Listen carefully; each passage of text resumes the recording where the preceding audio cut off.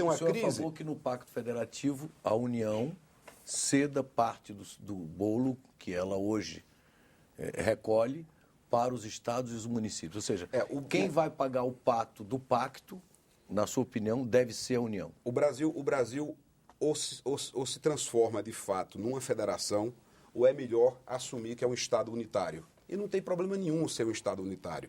O que não pode é você ter um modelo federativo e, na prática, na realidade, uma gestão unitária, com a concentração de recursos na União. Dois aspectos precisam ser abordados. Primeiro, a sociedade não aguenta mais aumento de carga tributária. Não é mais possível. É preciso uma reforma tributária que desonere a produção, que possa fazer com que quem ganha pouco ganhe mais. E é essa a realidade do Brasil. O salário do trabalhador é pequeno, mas o custo do quem emprega é altíssimo. O trabalhador ganha pouco e o empresário gasta muito para empregar. Esse é um modelo completamente equivocado. É preciso se ver isso. Ao meu ver, para concluir a resposta, nós só conseguiríamos fazer esse debate de redução da carga tributária com redistribuição de recursos para estados e municípios, e aí se inicia o novo Pacto Federativo, se sairmos da situação conjuntural. Qualquer proposta, qualquer medida só pode ser aplicada daqui a 12 anos para se distanciar do calor e da temperatura do momento, onde todos têm, de certa forma, seus interesses políticos eleitorais legítimos. E se tivéssemos feito isso em 88, na Constituição, nós já estaríamos com o modelo. A mesma forma da reforma política, para concluir definitivamente. Nós não vamos fazer nunca uma reforma política para amanhã, porque todos nós vamos olhar para as suas circunstâncias estaduais. Só haverá reforma tributária, só haverá reforma política. Vamos fazer outro bloco. Eu vou pedir. Nós não, infelizmente, não teremos outro bloco. Eu vou pedir sua paciência um pouquinho e vou passar a palavra para o senador Cícero Lucena, que já está há um tempão aí querendo falar sobre esse assunto também. A pergunta do Josélio, só corrigindo, não é Joélia, é Josélio Carneiro, esquentou o debate. Eu vou aproveitar, antes de passar a pergunta para o senador Cícero, aliás, a palavra para o senador Cícero Lucena, tem o Ivandro Ferreira, que é de João Pessoa também, ele vai nessa mesma linha, ele diz que a divisão do bolo tributário é, sem dúvida, um dos grandes problemas do país, sobretudo no que concerne ao desenvolvimento do Nordeste e do Norte, ele cita o Norte também, e que são as regiões, no entender dele, mais afetadas por essa imensa desigualdade social, e ele cita a questão da saúde pública, que tem sofrido muito essa distorção, a ponto, segundo ele, de termos estados mais privilegiados quando o assunto é remuneração médica e pagamento de procedimentos, isso em relação à Sul-Sudeste. Pergunta, então, vamos emendar o assunto aí, senador, com essa divisão do bolo da saúde. Surgiu vários assuntos, mas eu queria dizer o seguinte, que de nós três, Cássio foi o constituinte. A Constituição de 88, ela fez uma partilha de atribuições e de deveres. A saúde praticamente foi municipalizada, a educação, uma boa parte também passou a ser atributos dos municípios. Naquele instante, os que participavam da Constituição, da Constituinte, acharam que encontraram a forma econômica de repassar a atribuição e o financiamento correspondente. Ao longo dos anos, e aí por uma questão de justiça, não vou debitar apenas ao governo Dilma, ao governo Lula, mas também até o próprio governo Fernando Henrique Cardoso e os anteriores, começaram a distorcer, tá certo, esse bolo que o nosso telespectador fez referência e que os outros senadores aqui também já o colocaram. Então, o que nós estamos tendo hoje é simplesmente uma apropriação por parte do poder central, sem as atribuições, para estar levando os favorecimentos aos estados como fosse uma ação política e atendendo, muitas das vezes, conforme a sua conveniência partidária ou mesmo pessoal. Nós temos um Congresso hoje que começa a ser desmoralizado no momento em que faz uma proposta de orçamento e é cortado, e nós não temos um orçamento impositivo, onde nós que representamos os estados, os deputados, tem a visão o que é prioridade no estado.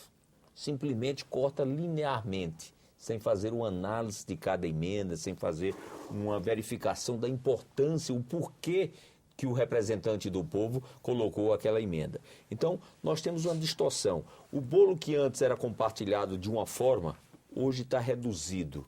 Os estados e municípios estão reduzidos a um percentual 30% a 40% a menos do que a Constituinte de 88 estabeleceu. Mais ainda, nós temos avançado cada vez mais no sentido de que a União tenha a definição do que é estruturante. Durante longos anos foi dito que o Nordeste tinha muito subsídio. Balela, conversa fiada. Os incentivos que são dados hoje no Nordeste é um tema que nós, 3 senadores, estamos recebendo diariamente da Paraíba. Sexta-feira, uma cidade como Iraúna, na Paraíba, recebeu 38 citações de tomada das propriedades de pequenos agricultores pelo Banco do Nordeste, de empréstimo de execução lá atrás. Sabe o que é isso, Rolemeg? Eu vou lhe dizer, o Banco do Nordeste está se tornando o maior latifundiário do Nordeste. Imobiliário, latifundiário. Cadê a política, tá certo, de reforma agrária? No Nordeste está tendo concentração. Se eu lhe disser que o empréstimo agrícola no Nordeste é mais caro do que em áreas com grande produtividade no Mato Grosso. Tem um caso de um agricultor em Mamanguape, por exemplo, na Paraíba, que ele securizou, tá certo, 2 empréstimos. A metade da propriedade dele ele tirou para plantar milho. A metade ele tirou para plantar soja. Quando foi apurar o débito, a parte de milho devia, o empréstimo foi 30% mais caro do que o de soja. É absurdo. Então não está tendo condição de pagar. Então essa questão, aí quando você vai, por exemplo, não, vamos uma política de crescimento, vamos reduzir os impostos. Todos aqui somos favoráveis. Todos, com certeza absoluta. Com a ressalva que o senador Cássio fez, que com certeza Vital irá fazer se tivermos tempo ainda, né, Vital? Então, o que é que eu quero dizer? Tá certo? Faz a festa com chapéu alheio. Faz a festa com chapéu alheio. Né, Vital? Mas eu estou concordando com você. Faz a festa com o chapéu alheio. Tá certo? Não faz das contribuições que não são compartilhadas, como disse Cássio, que é o sentimento de Vital. Tá certo? Faz com os impostos que vêm do fundo de participação. Quando dá um incentivo à indústria automobilística, hoje começa a ter uma promessa da indústria automobilística do Nordeste, mas até hoje só tem uma Ford na Bahia. Tá certo? A Fiat está falando, já estão comemorando algo que vai funcionar daqui a 3 anos, porque o nordestino é esperançoso. Aí o que é que ocorre? Aonde é o incentivo para a indústria automobilística? Quem usufrui? O Sudeste e o Sul. De todos. Agora, se você for ver o volume disso, dava para corrigir muitas mazelas lá no nosso Nordeste. Vamos ouvir a opinião de todos os grandes projetos.